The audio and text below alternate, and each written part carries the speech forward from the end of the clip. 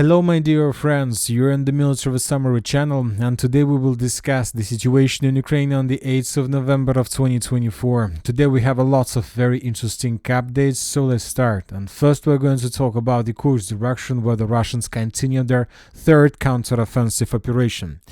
And during the day, we've been waiting for some videos, some geolocation, some map changes from different reliable mappers to understand what exactly is happening in this direction.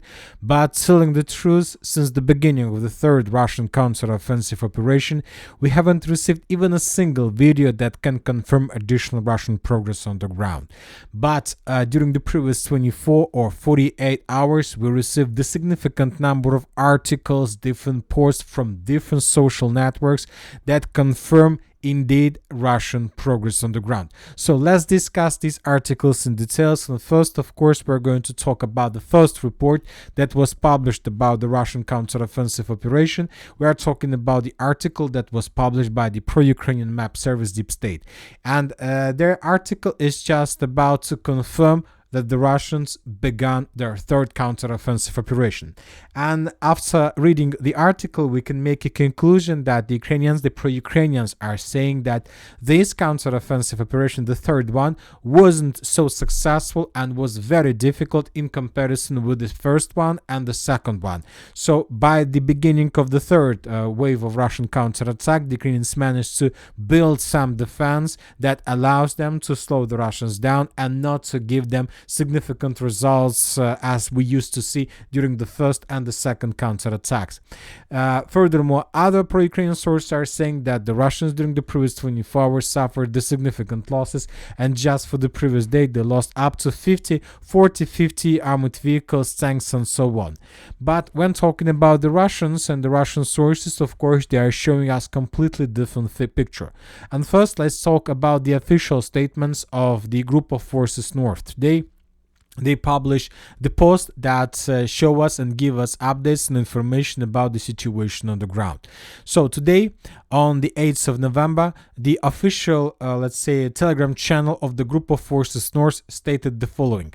On the November 7th, the North Group of Forces carried out tasks to liberate the border areas in the Kursk region. As a result of the offensive actions, the Northerns, the Group of Forces North, the units of the Group of Forces North, made significant advances in three directions. In the area of the settlements of Darina, Zelený Shlях and Mala Loknya. The settlements of Orlovka, Novaya Sorochina and Staraya Sorochina were liberated. This is very important, and if we go back on map, the rest of the article is about the Ukrainian losses. So as a result of clashes just for one day, just two important numbers. The Ukrainians lost up to 450 soldiers, and furthermore, according to Russians, the total advance of Russian troops in the Kursk region amounted to 12,000 meters just for one day. So 12 kilometers were captured by the Russians, not square kilometers, but the length of the front, the length of the territories that the Russians managed to capture is around 12,000 meters. So now let's turn back on map and what the Russians were saying. The Russians were saying that they were attacking in the direction of the settlements around the village of Darina, and as you can see we have several icons from this territory. We have the icon that shows us the artillery and aviation preparation before the Russian full-scale offensive. In this video we can see how the Russians were bombing the settlement before the Russians launched the ground operation. And later also, right before we start making the video, some more or less reliable Russian source made some changes on his map, and he stated, the mapper, that indeed the Russians entered the village of Darina and captured the first street and several buildings. So the Russians, that means, managed to cross the Snagast river and to take these buildings under control. You know that this territory, according to our map, is considered as contested area because during the second Russian counteroffensive operation, this territories were colored by different mappers in Russian favor without any videos and geolocations, and we've been keeping for these territories contested since those days. And now we got once again the second wave of updates are coming about additional progress. Anyway, this information both confirmed by reliable mappers and by the official statement of the Group of Forces North that the Russians were moving and managed to advance significantly in this direction. Now let's move further. The Russians reported, the group of forces north reported about significant progress and attacks in the direction of Zelený Shlях. But as for this territory, we don't know for sure how exactly the Russians managed to improve their positions, where the Russians were attacking. So as for now, as by the end of the 8th of November, this territory, this direction of attack is still covered with the fog of war. Now let's move to the village of Malaya Lokny, because according to the Russians, according to the Russian reports, the Russians made 3 significant advances in 3 directions, and one of the direction is the village of Malaya Lokny. So this is the village, and in the second part of this statement, the Russians are saying that they managed to rebellate the settlements of Orlovka, Novaya Sorochina, and Staraya Sorochina. We have adjusted the map based on the official statement of the group of forces north. This is the village of Staraya Sorochina, this is the village of Malaya Sorochina, and this is the village of Orlovka. So let's compare the map to understand exactly how the Russians managed to improve their positions. This is the map by the end of the 7th of November, so by yesterday's evening, and this is the map by the end of the 8th of November. So these territories were captured by the Russians as a result of clashes for the first 2 days, for the first day of the third counter-offensive operation in the Kursk direction. Obviously, this is the significant progress, and this attacks means that most likely the Ukrainians that are currently located in the settlement of Pogribki and Marievka were caught in cauldron, and most likely during the previous 24 hours, the Ukrainians were doing everything they could to escape the encirclement and to retreat as close as possible to the village of Kruglinka and Viktorovka. Now the Ukrainians' main task is to hold their lines between these 2 villages, or 3 villages, Nikoitsky, Viktorovka, and Malaya Lokny, because this is the only buffer zone, this is the only zone that Ukrainians can use for escape, for retreating from possible positions that can be caught in cauldron. So these, to the previous 24 hours, are very important, and most likely tomorrow, by the morning of the 9th of November, we're going to receive additional updates about the current situation on the ground. And most likely tomorrow, on the 9th of November, the Minister of Defense of Russian Federation will confirm the report of the group of forces north, at least regarding these 3 settlements. Maybe the Russians will give us some updates about the settlement of Darina on the Ukrainian side of the river of Snagast.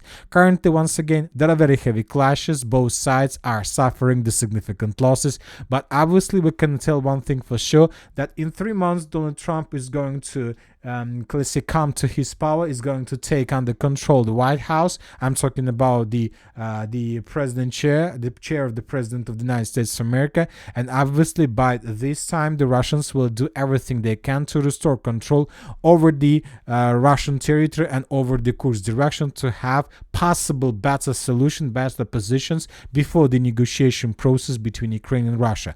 And obviously the Ukrainians will do everything they can to stop the Russians, to slow them down, and to save control at least over the city of Sudzha. Now let's move further, and let's talk about the north in Kupyansk direction, where the Russians continue advancing.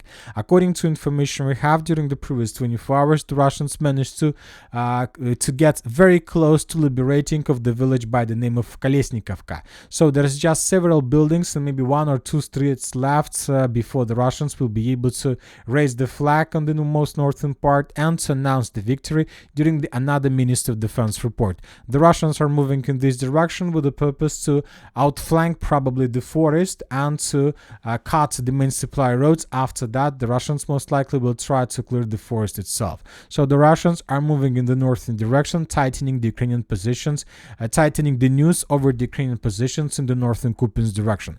Furthermore, we have report from Vladimir Putin that according to him, up to 15,000 Ukrainian soldiers currently are caught in this artillery pocket, and the Russians understand that most likely these 15,000 soldiers have no chances for escaping from this territory.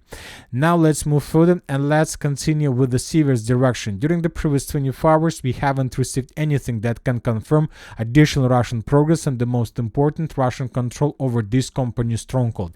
During the previous 24 hours, we got a lot of updates from different sources that began publishing real details about Russian offensive in this direction, the most important, about Russian huge losses. losses.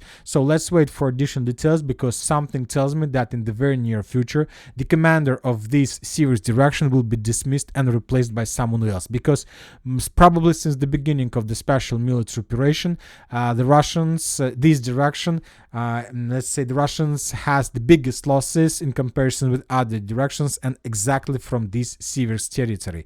During the previous 24 hours, the Russians just published several videos of how they were bombing and attacking the Ukrainian forces.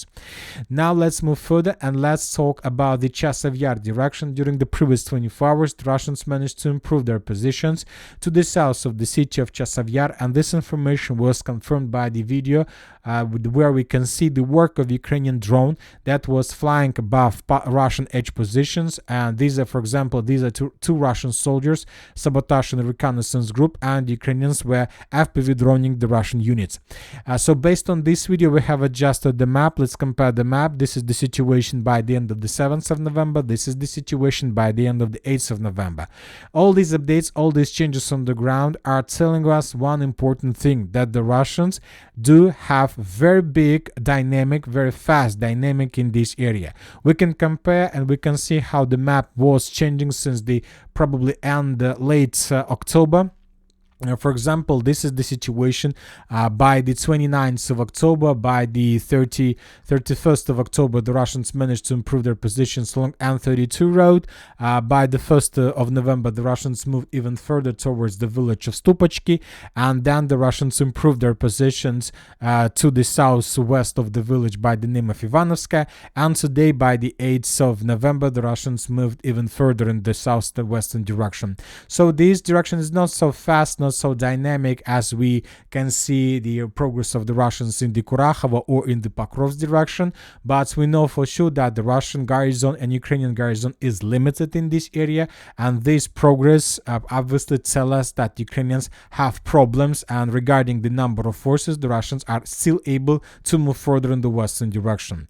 Now let's move further. Let's talk about the Pokrovsk direction, because from this territory we receive very important, interesting updates that I would like to discuss with you, because there are, as I understand, some misunderstanding, at least among the pro-Russian resources.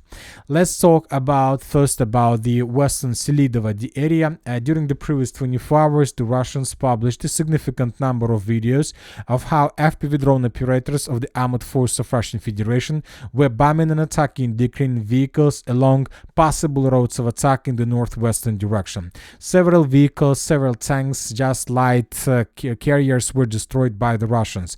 And if we increase the number since the beginning of months, we might count the significant number of, let's say, FPV drone attacks, and we can say that Ukrainians are suffering the significant losses. Most likely, during the next few days, the Russians will resume their attempts to attack further in the northwestern direction with the purpose to secure the territory of Grigorovka and Petrivka completely, and to begin assault operation in the direction of the villages like Yurivka and Pushtinka. Now let's talk about the Novogrodovka direction. We have very important video. In this video we can see how the Russians were bombing and attacking the edge Ukrainian positions in this small artillery pocket. This is very important video because I'll remind you that for the late October and early November there were very heavy clashes for the mine Novogrodovka III and the telecom of this mine. We're talking about this territory. I'll remind you that just yesterday we got the final confirmation that the Russians managed to capture this mine completely. We have very long video of assault operation from the first person view, and we have no doubts that this territory was captured, and we have adjusted the map in Russian favor based on this video, and now we see that the Russians without any pause are moving further in the northern direction, and currently the main purpose and the main task of the Russians is to take under control this dense network of the fortifications, and as soon as the Russians are able to maintain the line of combat contact, the Russians will face no resistance in moving further in the northwestern direction, in the direction of the settlement by the name of Mirnograd, and we might see these two offensives maybe even in 2024, at least somewhere in early or late December. Now let's move further and let's talk about about the territory between Novodmitrievka and Novoalexeyevka. According to information we have, the Russians managed to improve their position significantly between the 7th and the 8th of November and to capture additional strongholds and additional territories in the western direction. This information was confirmed by both pro-Ukrainian and neutral mappers. And this is the dynamic. Furthermore, the Russians managed to take under control the village of Novodmitrievka. And this is very important direction, and we can compare the situation between these settlements along this dense network of the fortifications with the situation that is currently taking place in the village of Sontsovka. Once again, during the previous 24 hours, the Russians also published a lot of videos of how they were FPV droning the Ukrainian edge positions. Several tanks, several vehicles, artillery systems were destroyed, and this progress and these FPV drone attacks are the part of the same pattern that we have been talking about probably since the beginning of the Pokrovsk offensive. If we see drones most likely in the same direction, sooner or later we are going to see the movements and the progress of the armed force of Russian Federation. And today we see the pattern, let's say, from both sides. We saw FPV drone attacks and we see the progress of the Russians. Now let's discuss the same situation, the same pattern regarding the village of Sontsovka. You know that yesterday the pro-Ukrainian service Deep State updated their maps, and they published these updates that you can see right now in front of your screens. And according to this report, the Russians, according to pro-Ukrainian sources, the Russians managed to enter the northeastern part of the village by the name of Sontsovka, because the pro-Ukrainian mappers have adjusted this territory into the gray zone. And when this post was published, you know, several Russian Telegram channels, Russian sources began not like panicking, but began spreading fake information by speculating on this post. And now you might see a lot of Telegram posts, lots of different pro-Russian resources that the village of Sontsovka is about to be captured by the Russians. And all these reports regarding Sontsovka were made just based on this deep state, let's say, correction on map, which is obviously not correct, because we don't know for sure what exactly is happening currently in this settlement. And furthermore, if we increase the numbers of updates since the beginning of November, and if we try to compare the situation in Sontsovka with the Russian pattern of offensive, we might see that since the beginning of this month, there were no activity of the Russian FPV drones along the main supply roads that goes to the village itself, which makes me think that the posts about the situation in Sontsovka are fake information, and currently the Russians are not on the territory of this village, and the Russians currently are trying to improve their positions to the southeast of the settlement in the vicinity of Berestki and Ilinka, and the Russians are trying to outflank Sontsovka by moving in the direction of the village by the name of Zorya and in the direction of the village by the name of Pushkina, but not in the direction of Sontsovka. Of course, let's wait for additional updates, but once again, if you receive another report from another blogger, another military expert about very difficult situation in the village of Sontsovka, just keep in your mind that most likely this information is incorrect, at least by the beginning of the 8th of November. Maybe during these previous 24 hours and by tomorrow's morning the situation will be changed completely, but let's see, because it's too early, I believe, to talk about this village. Furthermore, we have additional reports that the Russians managed to improve their positions on the territory of the village by the name of Ilinka. Currently, the village is already encircled. Either the Ukrainians will retreat from the territory this upcoming night, or they will be destroyed completely. Now let's talk about the city of Kurakhove, because today we got very important statements that were published by pro-Ukrainian sources. The pro-Ukrainians are saying that according to the situation, according to the reports, the Russian Federation is already advancing in the city, not on the outskirts, eastern outskirts, not somewhere in the fields, but the Russians are already on the territory of the eastern part of Kurakhove, and the Russians are moving further in the western direction. This information once again was published by the forces of the 79th and 46th Air Mobile Brigade, and according to information we have, both the units of 46th Brigade and the units of 79th Brigade requested for evacuation, but Ukrainian commanders refused but the Ukrainian commanders are ignoring this request. On the other side, we continue receiving reports of how the Russians continue their outflanking operation in the direction of Dalnya. During the previous 24 hours, we have some changes on the ground in this Kurakhove artillery pocket. In this video that was published by the pro-Ukrainian sources, we can see several episodes of how the Russians were attacking Kurakhove from many directions, how the Ukrainians were bombing and attacking the Russian forces with cluster rounds, artillery, FPV drones, and one of the episodes was located exactly in this point. As you can see in the south, and the southeastern part, in the eastern part of Kurakhove, there is a dense network of the fortifications that the Russians decided to outflank by attacking in the direction of Dalnya. And as a result of clashes, the Russians managed to improve their positions. Now let's talk about the south, Donetsk direction. We have very important reports and some changes on the ground. During the previous 24 hours, the Russians managed to improve their positions around the village of Bogayavlenka. I'll remind you that according to different sources, the Russians, according to some pro-Russian sources, the Russians already captured the village of Trudovo probably a week or two ago, and some pro-Russian sources already reported that the clashes are taking place on the territory of the village by the name of Uspienovka. But nobody from reliable mappers have confirmed this information. Furthermore, as for reliable mappers, the line of combat contact goes even not on the territory of Trudovo, but on the outskirts in the vicinity of these several water reservoirs.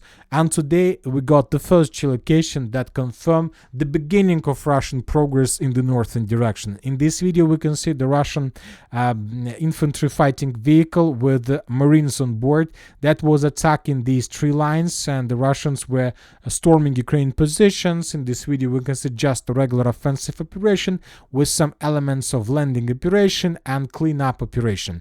Most likely this territory was captured by the Russians without any resistance from the Ukrainian side, and based on this video we have adjusted the map to the north of the village of Bogayavlenka.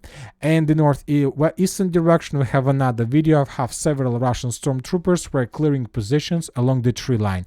Based on this video we have also adjusted this part of the map. So nothing more, no clashes in Uspienovka, no clashes on the territory of Trudovo.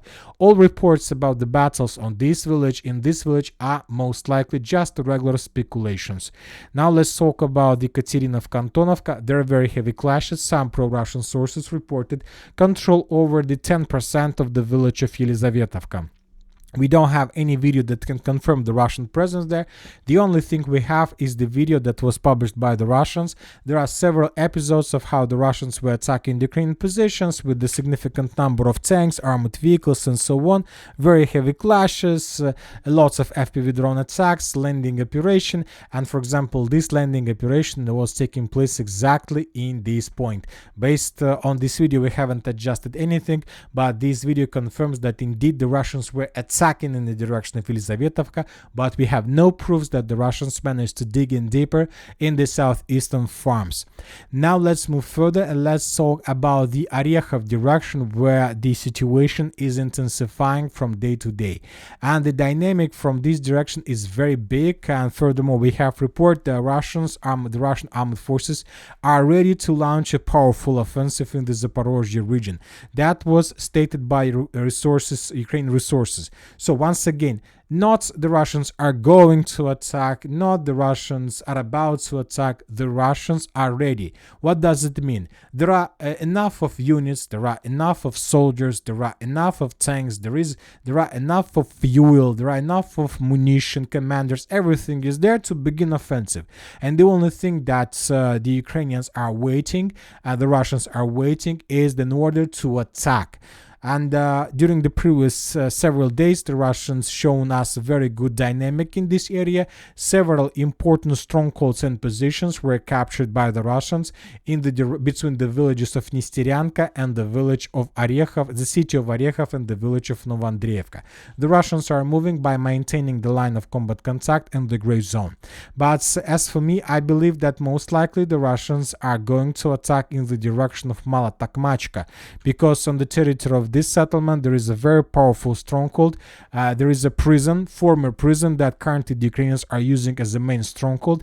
If the Russians, as a result of unexpected attack, are able to take the former prison in the south of Mala-Takmachka, this might be the significant base before further advance in the northern, western and the northwestern directions. Because if we increase the numbers of updates since the beginning of October, you might see that exactly the territory of prison and the main roads that goes to the prison were under very heavy fire from the Russian side. This is the biggest concentration of fire, and obviously these concentration fire have some reason, and the most important reason is to break through the Ukraine defense belt, to capture former prison and to use this former prison as a base before further advancing in the western and the northwestern direction in the Zaporizhzhia direction. So let's wait. The Russians might begin this offensive at the same time with the Kursk, with the third Kursk counter-offensive operation. And that's it for today. Military Summary channel reminds we condemn any violence in the world. Thank you for watching. Subscribe to my channel, put your likes to my Patreon, and have a good day. Bye bye.